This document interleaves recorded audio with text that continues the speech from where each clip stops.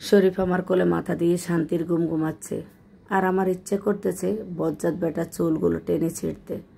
কোন দুঃখে just cricket খেলতে গেলাম ভেবেই কান্না পাচ্ছে আমার। আমরা সবাই তাকিয়ে দেখি শরীফ মাথায় হাত দিয়ে ওর বেস্ট ফ্রেন্ড হৃদয় ভাইয়ার উপর ডলে পড়েছে, আর হৃদয় ভাইয়া রুমাল দিয়ে শরীফের কপাল ধরে রেখেছে। মনে হচ্ছে কেটে গেছে, তাই রক্ত পড়া বন্ধ করার জন্য এই পদ্ধতি। আমার সেটা দেখার পর এক মুহূর্তের জন্য পৃথিবীটা থমকে গেছিল। আমি কিছু না ভেবে হাতের ব্যাটটা ফেলে দিয়ে শরীফের কাছে দৌড়ে যাই, আর উত্তেজিত হয়ে কান্না জর্জরিত কণ্ঠে বলতে থাকি, কি হয়েছে তোমার? এই কথা বলো, তুমি বলো আমাকে, কি হয়েছে তোমার? চোখ কেন খুলছো না তুমি? তুমি কি আমার কথা শুনতে পাচ্ছ? সাদিয়া, তুমি শান্ত হও। শরীফের মাথায় বলটা খুব জোরেই লেগেছে, তাই জ্ঞান হারিয়েছে। দেখি কতটা কেটে গেছে। আমি উত্তেজিত হয়ে কথাটা বলে শরীফের কপাল থেকে রুমালটা নামাতে গেলেই হৃদয় ভাইয়া বাধা দেয়। আরে দৌড়ো না, শরীফকে হাসপাতালে নিতে হবে, তুমিও এসো আমাদের সাথে। কথাটা বলে আমাকে কোনো সুযোগ না দিয়ে উনি শরীফকে পাচাকোলো করে গাড়িতে ওঠায়। আমিও তার পিছু পিছু গেলে তাবাসসুম বলে ওঠে, তুই কি ওনাকে চিনিস?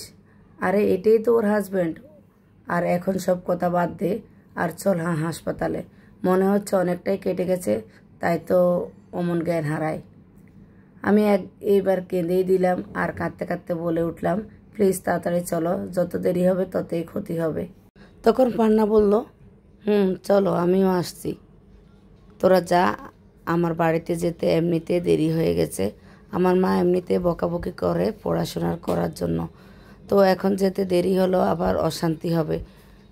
তুই প্লিজ কিছু মনে করিস না, আর চিন্তা করিস না, ভাইয়া ঠিক হয়ে যাবে। আমি ফোন দিলে দৌড়িস। তামান্না এটা বলেই চলে গেল। আমরা সবাই মাথা নেড়ে সায় জানালাম। তামান্না চলে যায়, আর আমরা সবাই মিলে গাড়িতে উঠলাম। হৃদয় ভাইয়া ড্রাইভ করছে, ওনার পাশে তাবাসসুম, আর পিছনে জানলার পাশে সিটে শরীফের মাথা সিটে এলিয়ে দিয়েছে। আমি শরীফের পাশে বসে ওর মাথা আমার কাঁধে টেনে নিলাম। এক হাতে ওর মাথা আগলে ধরেছি, আর এক হাতে ওর হাত আগলে রেখেছি যাতে পড়ে না যায়। আর আমার পাশে পান্না বসেছে। আমি শরীফের মাথার রুমালে হাত দিলে হৃদয় ভাইয়া বলে উঠল, রুমালটা সরিও না, ওটা চেপে ধরে রাখো যাতে রক্ত না পড়ে। আমি ওনার কথা সায় জানিয়ে রুমালটা ধরে রাখলাম। অতঃপর গাড়ি স্টার্ট দিয়ে চললাম হাসপাতালের উদ্দেশ্যে। আমার চোখ দিয়ে অনবরত পানি পড়ছে, আর কেমন অস্থির অস্থির লাগছে। মনে মনে আল্লাহর কাছে বলছি, শরীফের কিছু যাতে না হয়, ও যাতে সুস্থ হয়ে ওঠে। আর একটু পরপর শরীফের দিকে তাকাচ্ছি।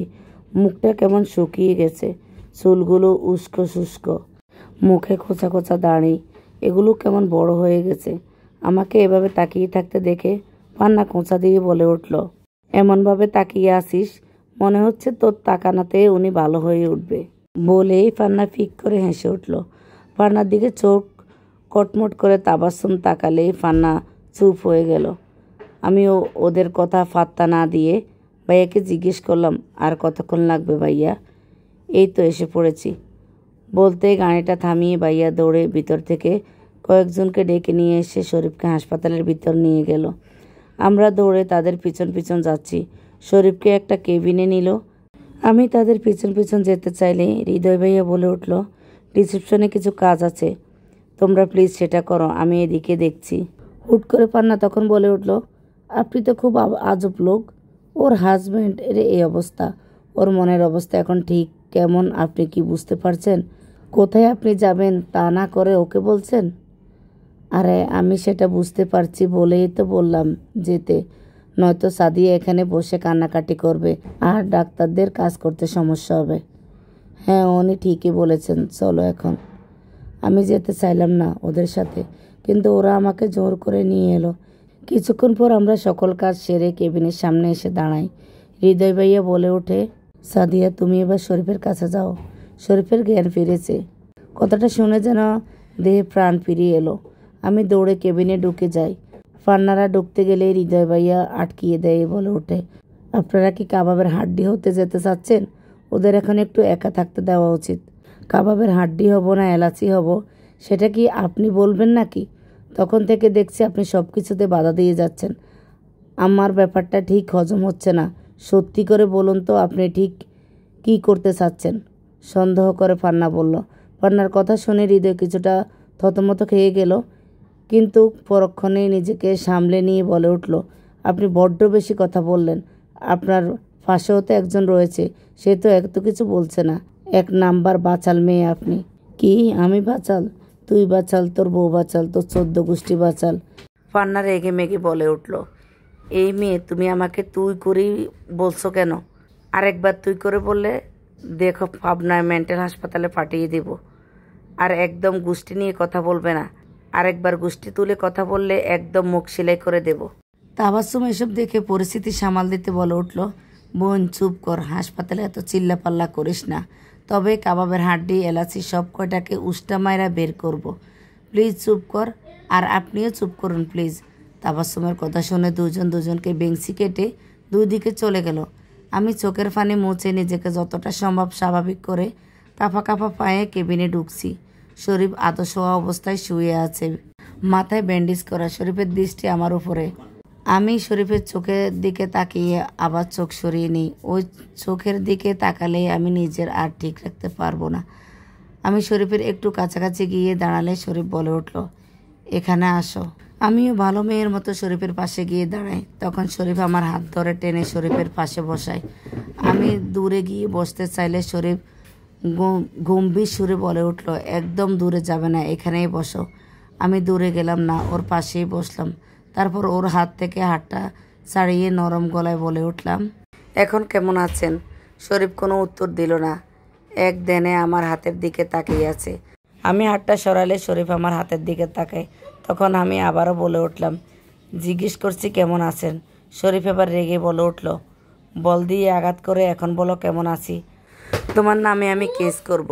আমি হালকা ভয় পেয়ে অপরাধীর মতো মাথা নিচু করে বলে উঠলাম, আই এম সরি, আমি আপনাকে দেখিনি, আর আমি ইচ্ছে করে মারিনি। সরি। সরি দিয়ে কাজ হবে না, তোমাকে শাস্তি পেতে হবে। শাস্তি পাওয়ার কথাটা শুনে একটা শুকনো ডোক গিললাম। তারপর নিজেকে সামলে শরীফের দিকে তাকিয়ে বলে উঠলাম, কিসের শাস্তি? আমি একটু ঘুমাবো। শরীফকে আর কিছু বলতে না দিয়ে আমি এক লাফে দাঁড়িয়ে হাসি মুখে বলে উঠলাম, বেশ তো, ঘুমান না। আমরা কেউ আপনাকে বিরক্ত করব না, আর কাউকে বিরক্ত করতেও দিব না। আমি বাইরে দাঁড়িয়ে ফাড়া দিচ্ছি, আপনি ঘুমান। এখন আমি আসি। কথাটা বলে এক পা বাড়াতে নিলে শরীফের দমকে বলে উঠল, একটা থাপ্পড় লাগাবো। আমার পুরো কথা না শুনতেই দেই দেই করে উনি বাইরে যাচ্ছে। চুপচাপ এখানে বসো। আমি বাচ্চা প্লেস করে শরীফের দিকে তাকালাম, যাতে কোনো শাস্তি না দেয়। কিন্তু আমার কপাল কি এত ভালো? আবারও ধমকে বলে উঠল, বসতে বলছি আমি। আমি কেঁপে উঠলাম। তারপর গুটি গুটি পায়ে শরীফের থেকে কিছু দূরত্ব রেখে বসলাম। সেটা দেখে শরীফ টেনে এনে ওর পাশে বসিয়ে আমার কোলে মাথা রেখে শুয়ে পড়ল। ঘটনাটা এত তাড়াতাড়ি ঘটল যে আমার বুঝতে পাক্কা 2 মিনিট লেগেছে। বুঝতে পারার সাথে সাথে শরীফকে সরাতে চাইলেই, কি করেছেন আপনি? ছাড়ুন আমাকে। শরীফ ছাড়ল না। শরীফ আরও আঁকড়ে ধরে আমার পেটে মুখ গুজে নেয়।